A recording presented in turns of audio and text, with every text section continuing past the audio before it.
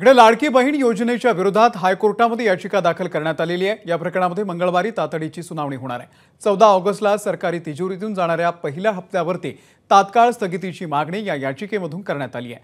लाडकी बहीण योजनेमध्ये सर्वसामान्य करदात्यांचा पैशाचा अपव्यय होत असल्याचा आरोप याचिकेमधून करण्यात आला आहे। नवी मुंबईमधील चार्टर्ड अकाउंटंट नावेद मुल्ला यांनीही जनहित याचिका दाखल केलेली आहे। येत्या विधानसभाच्या हे डोक्यासमोर ठेवून त्यांच्या डोळ्यासमोर ठेवून हे योजना आलेली आहे। क्लिअरली एक करप्ट प्रॅक्टिस आहे, हे ब्रायबरी आहे। इलेक्शनच्या टायमाला जेव्हा पैसे वाटप करतात तेव्हा election commission under section 123 of representative of people act या अंतर्गत ॲक्शन घेते।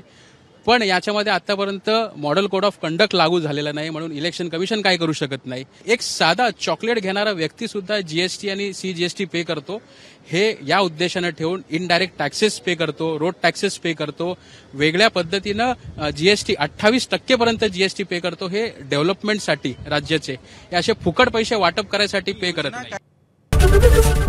एबीपी माझा, उघडा डोळे बघा नीट।